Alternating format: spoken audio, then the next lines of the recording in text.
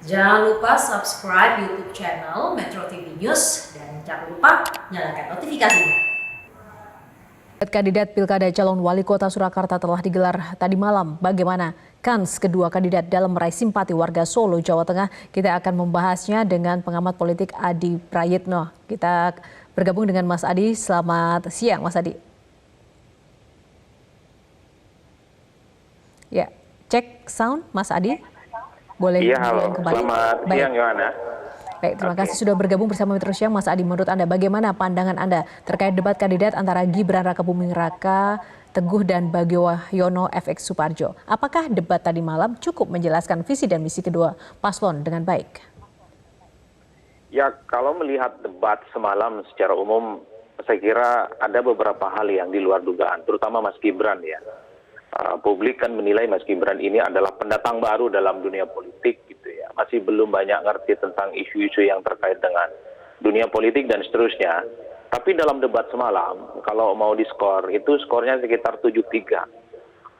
Mas Gibran itu dapat poin 7 dan Bajo itu bisa dapat 3. Karena dari segi intonasi, dari diksi dan substansi, saya kira memang Gibran cukup menguasai betul gitu ya terhadap isu-isu yang kemudian ditanyakan tentang visi misi yang akan dilakukan terkait dengan bagaimana Solo ke depan.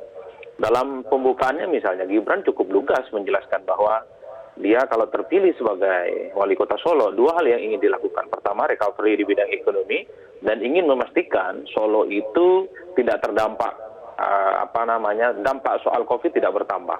Itu adalah satu isu yang sebenarnya langsung to the point terhadap persoalan yang saat ini sedang berlanjut. Nah, kalau melihat Bajo, memang ini perspektifnya agak sedikit tradisional, karena misalnya dia mengusung tentang isu-isu Gemah Hari Pahlawan Jenawi gitu ya, menjaga adat ketimuran di mana pakaian adat istiadat Solo itu dipakai, it's okay. Tapi untuk konteks saat ini misalnya, bahwa Gibran lebih memahami konteks sedang menghadapi coronavirus yang dalam banyak hal telah meluluhlantahkan ke berbagai kehidupan. Makanya kemudian solusi yang ditawarkan oleh Mas Gibran sama Teguh itu langsung bagaimana recovery ekonomi secara cepat. Yang kedua bisa dipastikan Solo misalnya itu bisa menanggulangi sehingga wabah corona itu tidak sebar kemana-mana dengan menerapkan 3M standar protokoler yang sudah dicanangkan oleh pemerintah itu. Artinya publik melihat semalam debat yang memang adalah panggungnya Gibran untuk mengaksentuasi visi misi politiknya. Dan yang paling penting dalam banyak pemaparannya, Gibran itu memang stylenya adalah kaum milenial, anak muda yang serba digitalisasi. Kita bisa cek misalnya soal penggunaan big data. Bagi Gibran, soal bantuan sosial yang terkait dengan COVID, tidak boleh lagi menggunakan cara-cara tradisional yang seringkali overlap, salah data, dan tidak tepat sasaran. Tapi dengan big data, maka kemungkinan soal bansos dan seterusnya itu bisa diantisipasi.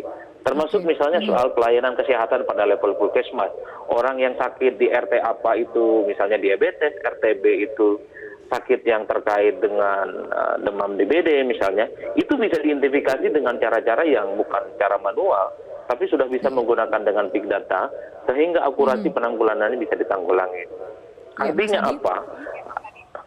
Yang disampaikan oleh Gibran semalam itu memang style Gibran betul, di mana dunia politik dan birokrasi serba digitalisasi. Nah, terkait dengan style gaya Gibran maupun juga lawan yang seperti itu, menurut Anda seperti apa? Mana yang lebih mungkin dibutuhkan oleh warga Solo? Karena kalau Gibran kan mungkin lebih milenial atau bisa dikatakan mirip bapaknya begitu dibandingkan rivalnya Bagio Suparjo. Menurut Anda seperti apa? Ya, saya kira Gibran dan Mas Teguh lebih representatif menjelaskan semalam soal kebutuhan saat ini di Solo. Pertama misalnya ketika dalam visi misinya memastikan untuk mengamputasi sebaran corona tidak menyebar kemana-mana dengan 3M itu. Penggunaan masker, hand sanitizer, dan lain-lainnya. Dengan standar protokol kesehatan. Yang kedua adalah yang paling penting recovery di bidang ekonomi. Di tengah pandemi semacam ini misalnya kalau melihat jawaban dari berbagai sesi, Gibran berupaya untuk membuat satu ekosistem UMKM yang serba digital, yang bisa menaikkan level ekonomi masyarakat yang ada di Solo. Itu beberapa kali diulang oleh Gibran dalam berbagai kesempatan. Itu artinya apa? Dalam setahun, 2 tahun ke depan, persoalan yang dihadapi Solo itu adalah persoalan dampak corona. Tidak terdampak COVID, semakin melebar gitu. Yang kedua adalah bagaimana ekonomi ini bisa recovery dengan baik. Kalau melihat Bajo sih misalnya ini masih pola-pola lama, pola-pola tradisional, di mana misalnya dia memberikan bantuan tunai ataupun bantuan-bantuan lunak lainnya yang memang itu sebenarnya banyak dibicarakan masyarakat secara umum, tapi manuvernya belum kelihatan gitu ya.